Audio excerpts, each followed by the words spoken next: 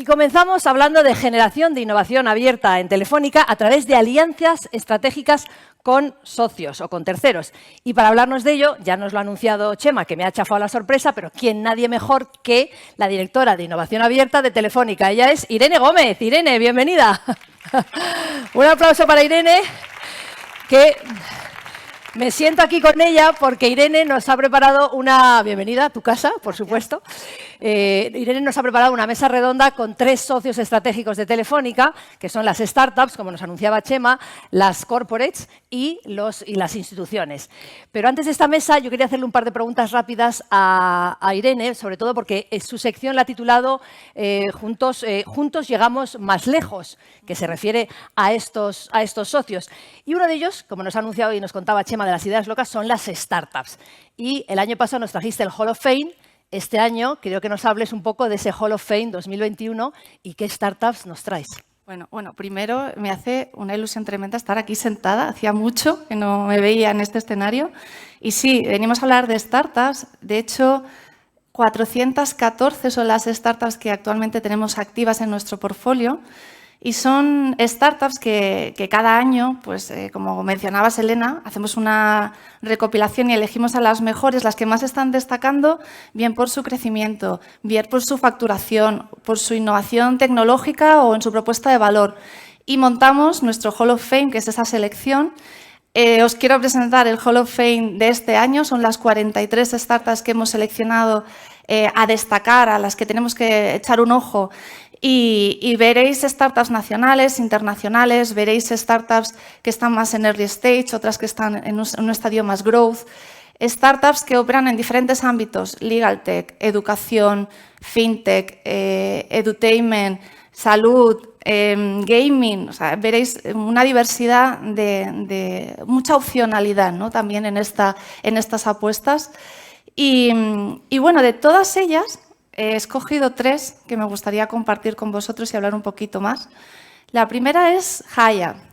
Haya es una startup que invertimos desde UK, desde Wayra, y que tiene una plataforma que permite la detección de spam y de llamadas fraudulentas, pero llamadas de voz.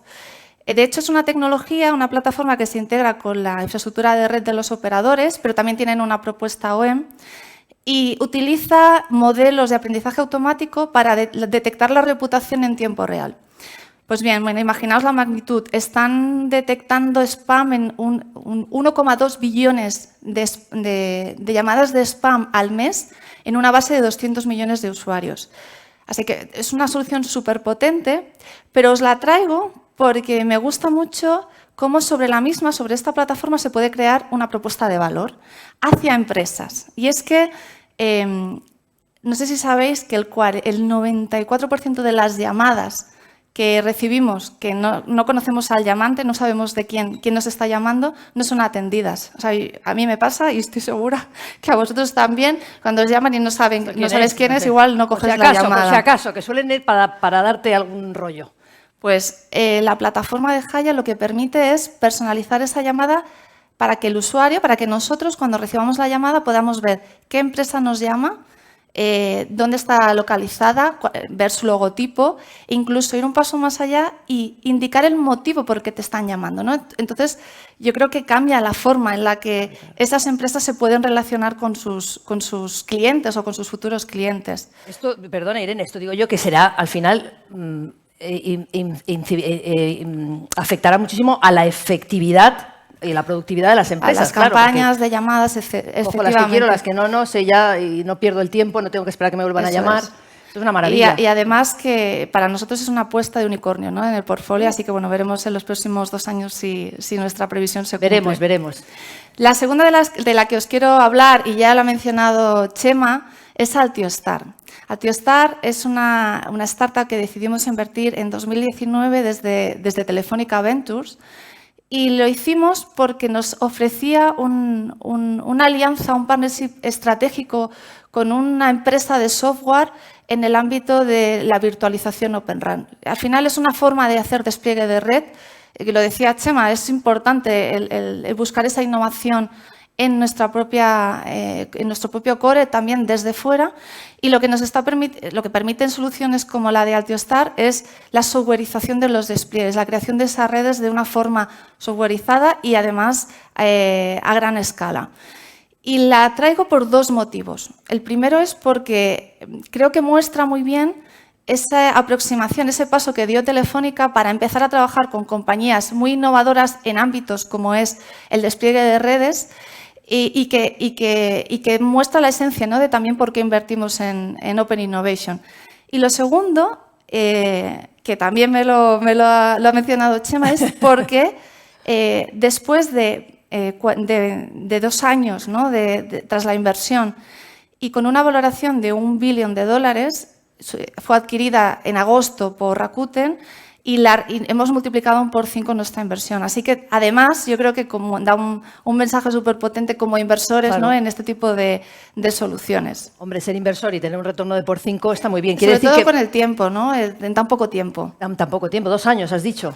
Fíjate, que muchas de esas Hall of Fame pueden seguir los pasos de Altiostar. Eso nos encantaría, por supuesto. Bueno, todo se pega, ¿eh? Todo se pega. Y la tercera, que sé que a Irene le hace especial ilusión, porque sí, va de un tema favorito para ella. Los que me conocéis sabéis que he trabajado mucho en ciberseguridad, me gustan mucho los temas de ciberseguridad y os traigo una startup que es Alias Robotics. La robótica creo que sin duda la reconocemos como una revolución y vamos a empezar a encontrar cada día más robots en nuestro día a día, ¿no? No solamente en los ámbitos industriales, ¿no? Todos sabéis que la robótica está entrando muy de cerca en la industria, pero también creo que lo vamos a ir viendo en nuestros hogares, la atención pública. Y ante esta revolución, yo creo que uno de los principales retos es vigilar los ciberataques, ¿no?, que pueden sufrir estos robots.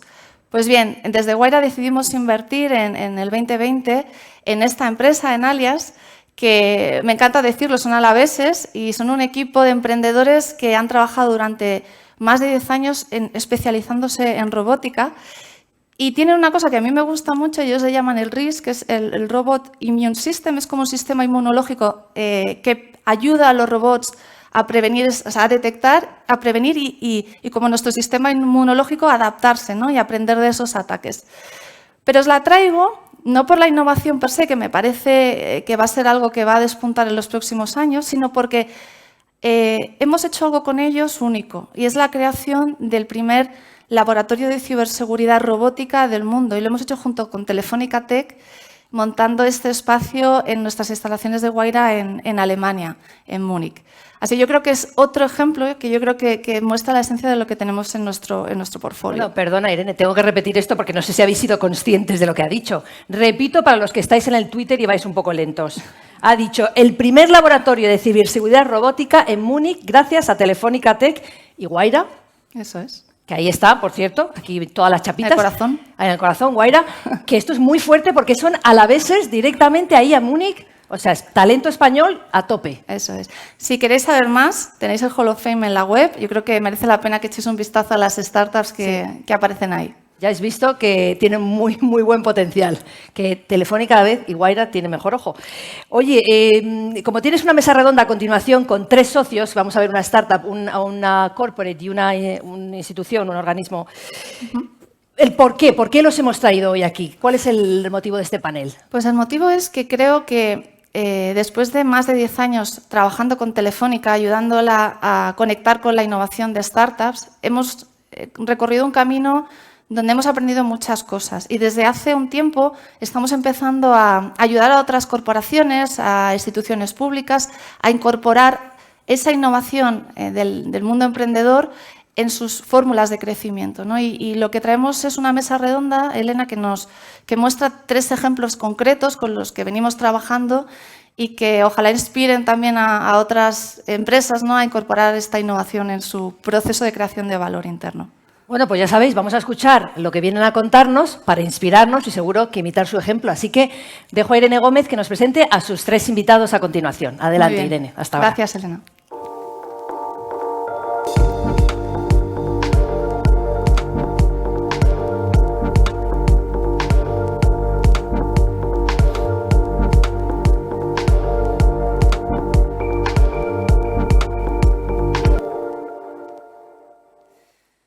I'm going to switch to English. We're going to have a roundtable now in English.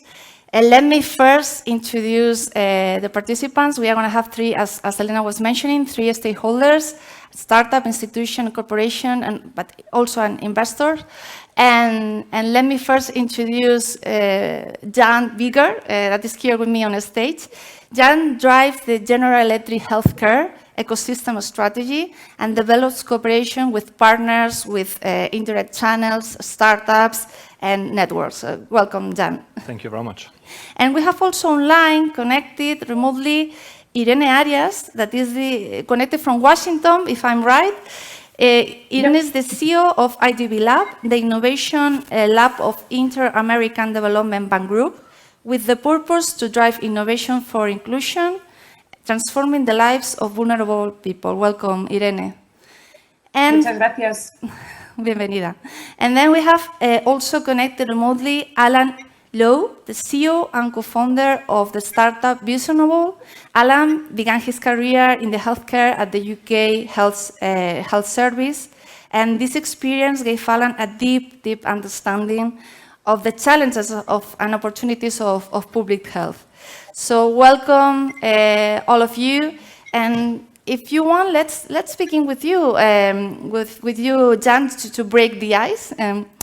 So you know that our paths grows early this year. We are helping General Electric from Wayra to build and to create an ecosystem that connects e-health startups with partners, with other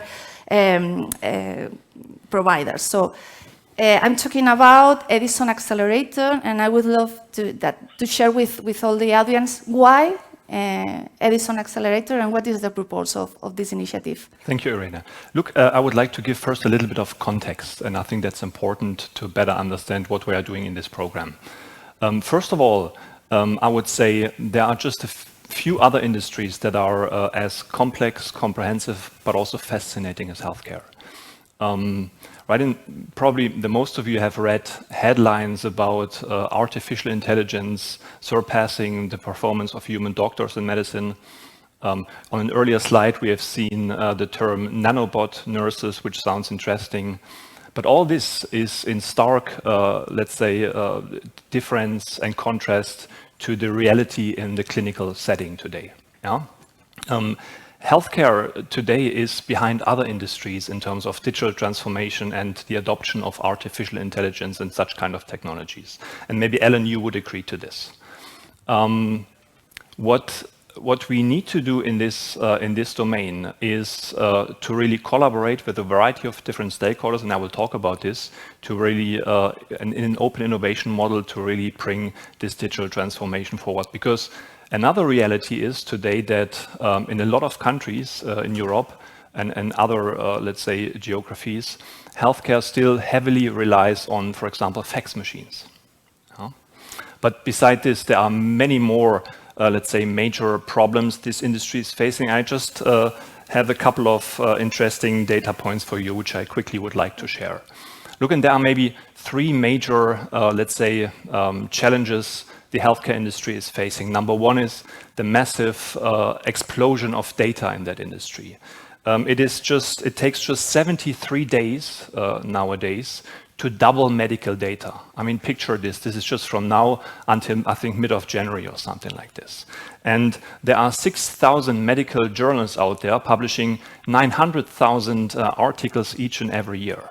And this basically translates to the need for a general practitioner to, when he wants to keep up with primary care literature, to read for 21 hours every day, right? Which is impossible. Impossible. No? And for example, in a mammogram, there is more information than in the telephone book of New York. Right? Maybe someone here at Telefonica can tell me if there is actually still a physical telephone book of New York. And look, just one more example. In radiology, right, the domain of medical imaging, a radiologist, a doctor there, in a 12-hour shift, has to review about 50,000 images, compared to just 500 like 15 years ago. So data explosion is one big issue we are facing. Another one is medical errors. There are 40 million medical errors every year, and it's estimated in Europe that up to 350,000 patients die every year due to medical errors. And another problem, and then I stop talking about examples, is the shortage of healthcare professionals, which today is 7 million, and it's estimated in 2035 that we miss 14 million healthcare professionals globally. And of course, you can imagine what this would lead to and so on. And this is a big issue for us today. There's not enough young people joining this domain. A lot of retirement happening over the next couple of years, so a big issue. And look, this is the context, Irene, in which we have, together with the great partner at Wayra UK, have launched the Edison Accelerator, which is, on one hand side, a startup acceleration program, but also a healthcare provider collaboration program. And why is this? Because when we think about corporate acceleration programs, right, and maybe I just simplify, there is the big corporate coming up with some fancy ideas and then trying to find some innovative startups to work on those. This is not working in healthcare. What we need in this domain is we need to involve those who deliver healthcare day in and day out. Yeah, and those are healthcare provider institutions, hospitals. And the foundation of our program is to identify specific pressing problems those healthcare institutions have, right? And based on this, we find the right startups and work on those.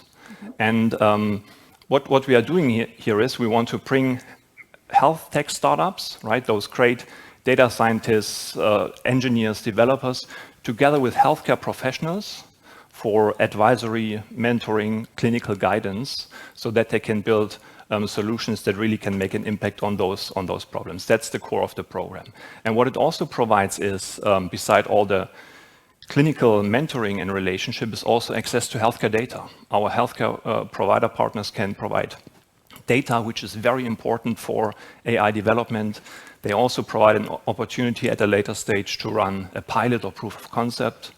And we as G Healthcare, with our large global footprint and operations in more than 160 countries globally, we can, beside our technology, can then support with things like go-to-market commercialization and so on and so forth. So this is, in a nutshell, Irene, this program. And it's interesting to share that we have, in the program, we have 6 startups, and they share something, they have something in common. And this is the use of artificial intelligence as a technological enabler to drive the value propositions. In this sense, artificial intelligence is not the only technological enabler we have. We, for example, have 5G, as 5G is opening new opportunities to create new clinical pathways. We have with us Alan. Alan, as I mentioned, is the CEO of Visionable, and is one of our invested startups at Wayra. And one of the key products is the connected, the smart ambulance, and that is using 5G, and we pilot with O2. And it's also in the same areas as Jan was mentioning. Alan, can you just share with us what is a smart ambulance project? Yes, absolutely. Hi, everyone. And just to follow on from what Jan said, is that I'm currently in Cardiff Hospital at the moment, so I'm on site and I've spent the day in the A&E department. And really the big challenge is workforce. You know, it's the biggest challenge. You know, not enough people and they're not coming through fast enough. So one of the things that we've done is we've done an end-to-end stroke pathway, digitized the whole pathway, and part of that is the smart ambulance. So at the start of the pathway, when a patient has a stroke, time is brain cells.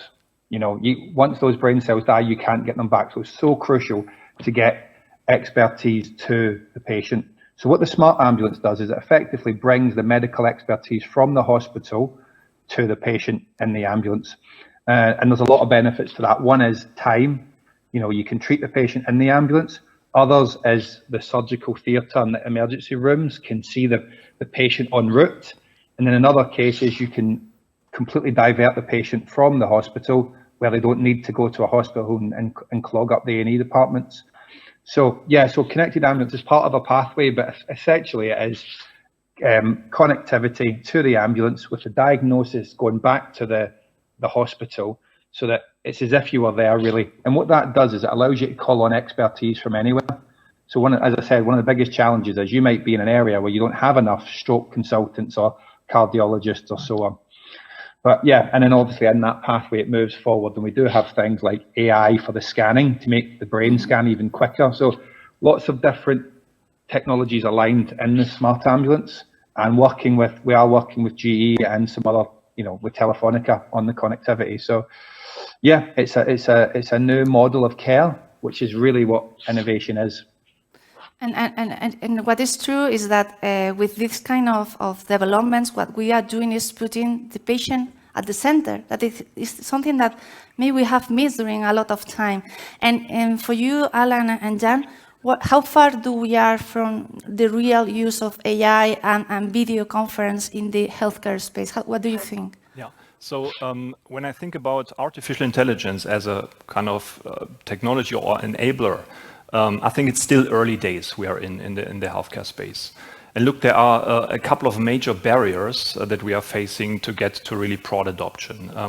I mean, things like education skills, right? This is one major thing we are working on right now as an industry, is to educate and tell doctors, nurses, healthcare professionals about the basics of AI. Because when you understand the principle, right, it leads to trust. And this is what we also need in healthcare, because you all know healthcare is a people business, is a human touch business, and it's all about trust. So doctors, nurses, they need to trust this technology, and therefore we need to educate them, and we need to get to proper clinical efficacy, and we need to do proper studies to really show that to build trust. And then in addition to this, right, just two more things. One is in healthcare we have this issue of heavily, in the most areas, heavily outdated IT infrastructure, where we have to plug all these new technologies like AI onto, right? And this is challenging as well. And then last but not least is health economics. We need to make sure that right, hospitals or any stakeholder in the market investing in technology such as AI, that they get proper return of investment. Okay.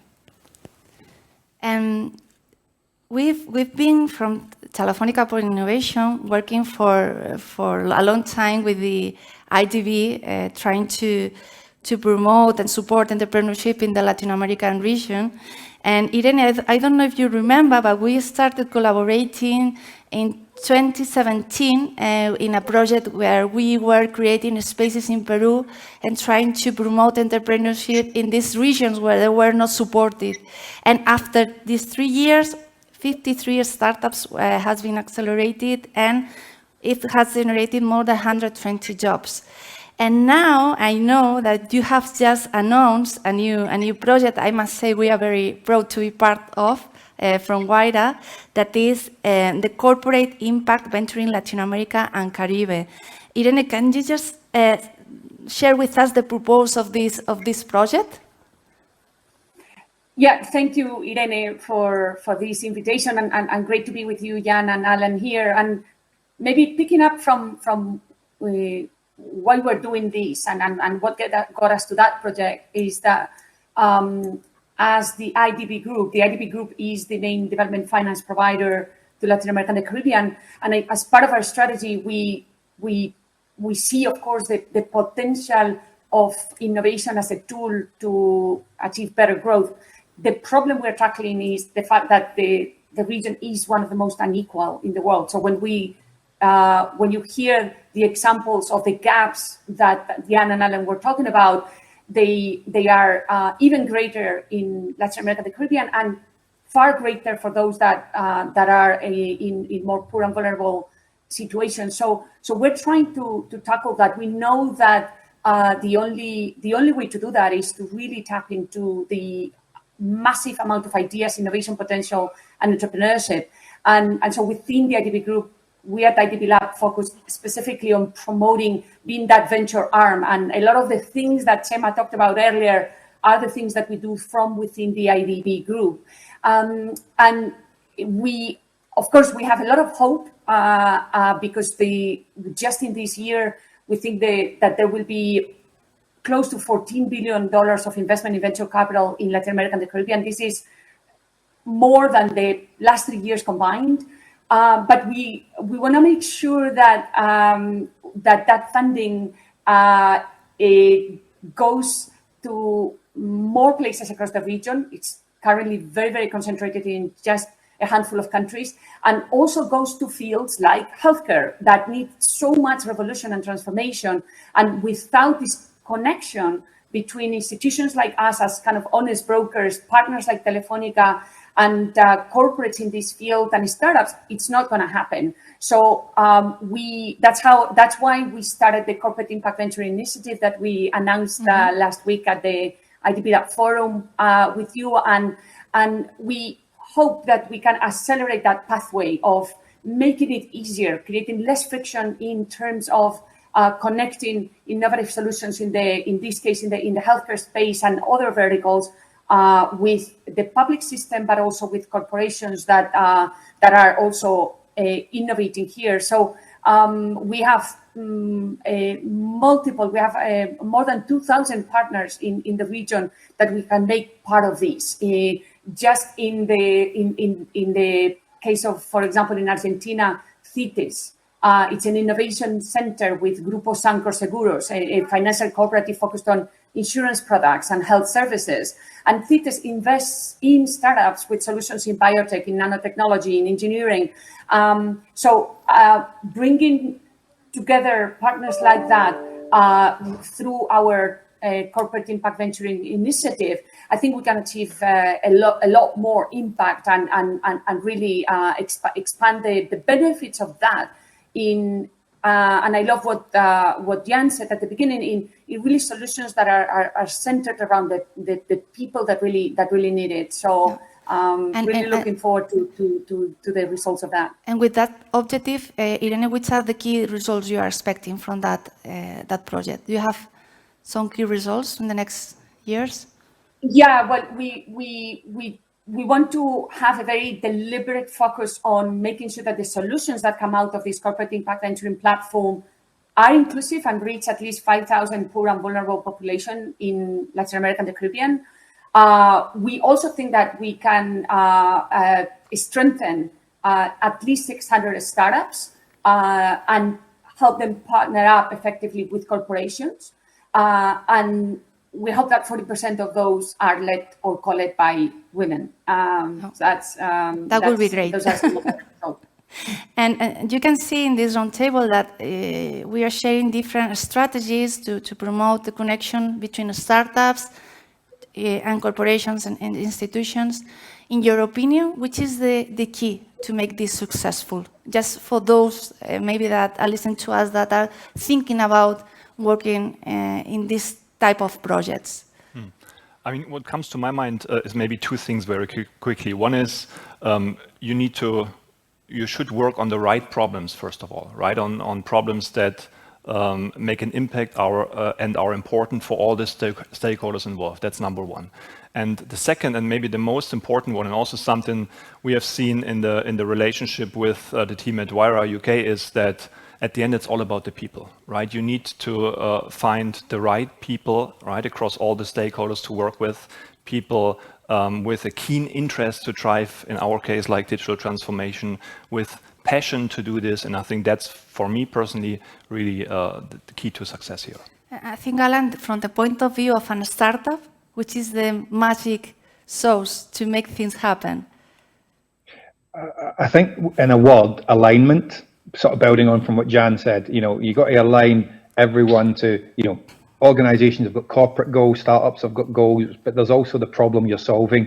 So I think the secret sauce is alignment, getting the respective targets and objectives aligned, and then getting, to Jan's point, the people motivated to go on that journey together. Okay. I'm going to finish this roundtable asking you to complete the following sentence. Talking about open innovation and entrepreneurship, 2022 will be the year in which we are going to see. What do you think, Irene? Well, definitely more corporations and startups bringing new opportunities for impact in Latin America and the Caribbean. Okay. Jan or Alan? what we are going to see next year? Yeah, I mean, from my perspective, look, I just highlighted a few of the problems in healthcare, and all of those problems have been really brought to the main stage with the pandemic, right? 2021 was a year where we really have seen a lot of attention and an understanding across different countries and healthcare institutions that digital health is important. We have to invest in this. We need to bring this forward. We need to drive this forward. 2022 will be the year where we see broader adoption of those technologies and broader acceptance of those technologies, and where we hopefully also will see that digital technologies really can make a positive impact to patient care. Yeah. What do you think, Alan? Yeah, I think that's it. I think it's you'll start to see the digital future of care start to emerge, underpinned by digital technology. The way we used to consume healthcare, you'll start to, I think, see completely new models, which is the start of the future, which really for me is a connected workforce, you know, bringing the system to the patient as opposed to having the patient go around the system.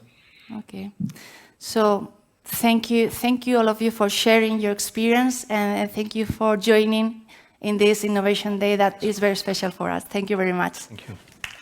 Thank you. Thank you. We say goodbye. Okay, we say goodbye to Jan, and we say goodbye to Alan and Irene, and of course Irene Gómez, who's been our fantastic moderator.